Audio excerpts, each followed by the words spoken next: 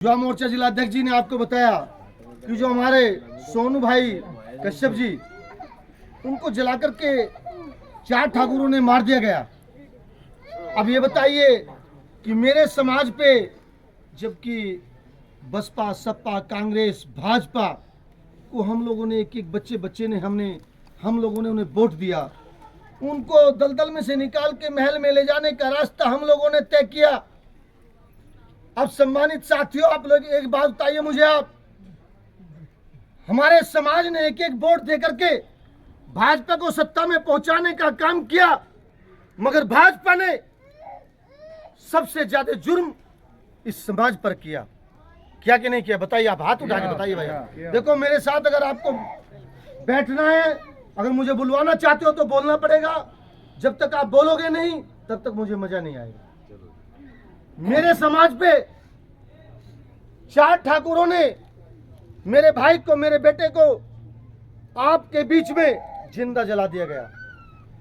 आज वही योगी सरकार है जिसने कोई एक्शन नहीं लिया और मेरे समाज के बेटे को कोई न्याय मिलने का काम नहीं किया। 13 जनवरी में हम लखनऊ गए हुए थे। हम लोगों ने लखनऊ जाकर के 13 जनवरी संकल्प दिवस था, हमारा निषाद पार्टी की स्थापना दिवस था। हम लोगों ने मंत्री जी को बताया, अवगत कराया कि मंत्री जी, आज हमारे जिले मेरठ में एक सोनू कश्यप की हत्या हो गई और 4 ठाकुरों ने जला करके उसको मार दिया। जैसे ही हम लोग, मंत्री साहब ने आदेश दिया कि आप लोग घर जाइए, और मंत्री साहब जैसे ही सुबह उठे, रात को प्रोग्राम खत्म किया और फ्लाइट पकड़ के दिल्ली आ गए। और जैसे ही दिल्ली से चले और गाजियाबाद बॉर्डर पे उस भारतीय जनता पार्टी की प्रशासन, पुलिस ने हमारे महामहिम डॉक्टर संजय निषाद जी को बॉर्डर पे ही रोक लिया। अब बताइए, भाजपा के मंत्री, विधायकगण हमारे सोनू कश्यप जी के द्वार पर पहुंचे, मगर जो समाज के हमारे नेता थे, कैबिनेट मंत्री डॉक्टर संजय निषाद जी, उनको बॉर्डर पे रोक लिया गया। उन्हें डर था कि कहीं डॉक्टर संजय निषाद जी अपने समाज के बीच में न चले जाए, और समाज को, उन्हें पता है कि समाज की ताकत बहुत बड़ी ताकत है। आज मांग डॉक्टर संजय निषाद जी कैबिनेट में बैठे हुए, अगर वे वहां गांव में पहुंच गए तो समाज की भीड़ लग जाएगी और वहां संभालना बड़ा मुश्किल हो जाएगा। हमारे कैबिनेट मंत्री जी ने मुख्यमंत्री आदित्यनाथ जी से गुहार लगाई और सीबीआई जांच की प्रस्ताव पास करवाया। आज सोनू कश्यप के लिए सीबीआई जांच हो रही है, और कुछ हमारे भाई लोग आज उप मुख्यमंत्री जो आ रहे हैं बागपत में, वहां भी ज्ञापन देने का काम कर रहे हैं। हम लोगों ने भी 16 तारीख में पिंकू कश्यप जी के साथ में, उनके फादर भी थे हमारे साथ, डीएम को ज्ञापन दे करके हम लोगों ने गुहार लगाई और ज्ञापन दिया, और कश्यप भाई के लिए न्याय के लिए हम लोगों ने ज्ञापन दिया बागपत डीएम को। सम्मानित साथियों, हमें आज खुशी है कि आज मेरा समाज प्रगति कर रहा है, आगे बढ़ रहा है।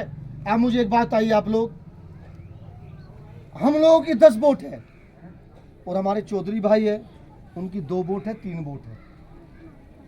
बोलना पड़ेगा आप लोगों को। अब बताइए, जब 10 वोट वाला 2 वोट वाले को सत्ता में पहुंचाने का काम कर रहा है, जो दलदल में रहने वाला व्यक्ति था उसको महल में ले जाने का रास्ता हम लोग दिखा रहे हैं। क्या अब लोग हम जाग गए हैं? क्या हमें मान सम्मान स्वाभिमान नहीं चाहिए? बताइए। 10 वोट हमारी है, एक परिवार में जब 10 वोट हमारी है और दूसरे दलों की 2-2 वोट, 3-3 वोट है, और फिर भी हम अछूते, फिर भी हम सत्ता से बाहर, ना कोई विधायक, ना कोई सांसद, ना कोई जिला पंचायत, ना कोई प्रधान। ऐसी कौन सी विडंबना है कि हम लोग विधायक, प्रधान, जिला पंचायत चेयरमैन नहीं बन पा रहे हैं? ऐसी कौन सी विडंबना है भाइयों, बताइए मुझे आप। कारण है, मैं एक कहानी के माध्यम से आपको बताना चाहता हूं कि एक शिकारी एक तीतर को पकड़ता है, और तीतर को पकड़ करके उसको घर ले आता है। वो घर ला करके उसको खिलाता है, पिलाता है और उसको पढ़ाई कराता है। कहता है कि तीत्रकार तीत्रकार, उस तीतर को बता रहा है कि आपको बोलना है कि तीत्रकार तीत्रकार। जब मैं आपको जंगल में ले जाकर के छोड़ूंगा तो आपको कहना है तीत्रकार तीत्रकार। तो वो अपनी बिरादरी को कहेगा कि आओ बिरादर आओ, आओ बिरादर आओ, मैंने आपके लिए दाना लाया हूं।